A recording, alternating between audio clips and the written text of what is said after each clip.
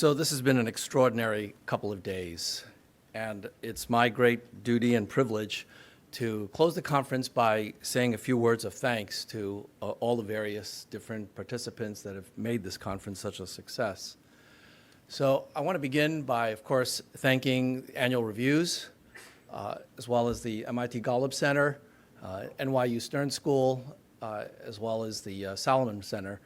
And on behalf of Matt Richardson, Debbie Lucas, and Bob Merton, we're so grateful for the support that we've gotten, as well as the CFA Institute for broadcasting this and for going out to all of the CFA candidates present and future. I also want to thank the editorial board, without whom we would not have the annual reviews. If you are impressed by the quality of the papers and the speakers, you can thank these individuals for that. And of course, I want to thank Sam Gubins, Richard Gallagher for their leadership in the annual reviews, as well as all of the senior staff at annual reviews for supporting this. But most of all, I want to thank all of you and the folks that have created the conference. I want to thank Crystal Myler. Crystal, are you here? Yep, Crystal, thank you. Deirdre Wade. I want to thank Deirdre. I want to also thank other folks at Annual Reviews, Jennifer Jongsma, who's, I think, out in the back, but thank her on her way out. Let's see, Anna Raskoy-Paz. Sorry, the confidence monitor is not here, but Lucinda Mendoza. Please join me in thanking them as well. And most of all, I want to thank Jenny Rankin. Jenny, can you come up here for a minute? For doing your yeoman's work in organizing all of this.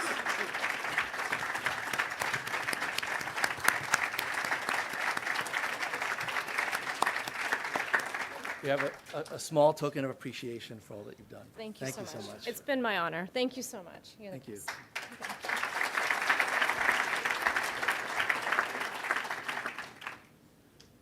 And I want to now thank all of the participants, the speakers, the authors, and all of you. We've had some extraordinary experts up on stage, but there are extraordinary experts that are in the audience as well.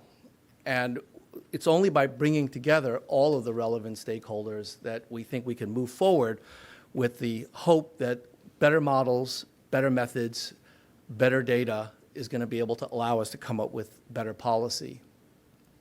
And to that end, I want to share with you just one interesting email that I got from a colleague at MIT, not in economics or finance. He was in computer science. He asked to meet with me today, and I told him that I couldn't do that because I was here at a conference focused on the 10th anniversary of the financial crisis. And he replied, "What a weird thing to celebrate." Anniversary, crisis. And so I told him, this is an important meeting, but it is in no way a celebration. We're here today because of the extraordinary devastation that the financial crisis had on hundreds of millions, if not billions, of people around the world. And the purpose of the meeting is not to celebrate, but rather to do some serious soul searching of what happened, why it happened, how it happened, and what we might be able to do to make sure that either it never happens again or when it does, we're properly prepared. You see, for most of the people outside this room, finance is a means to an end, not an end unto itself. And it's easy to forget that for those of us who are in the midst of the research and the practice, but it's something that I think all of the participants here understand deeply.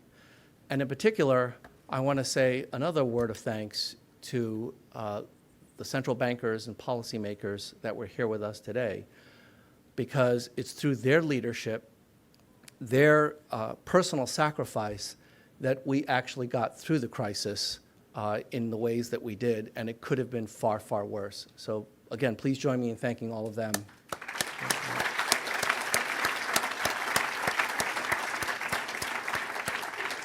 And last but by no means least, I want to say a special word of thanks to Stan Fisher and Bob Merton, not just for their scholarship, which we understand, but for their roles as educators.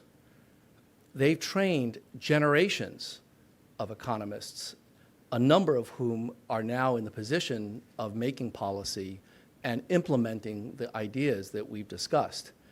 In fact, my PhD thesis committee chair and advisor was Andy Abel, who is a student of Stan Fisher, so I can claim to be a grand student of his. I'm very proud of that fact. And that's really the mission of the annual reviews and the CFA. It's really to provide the research to be able to train the next generations of policymakers and specialists. The hope is that by putting out all of these ideas and training the next generation, we will have a much better chance of dealing with crisis in the future.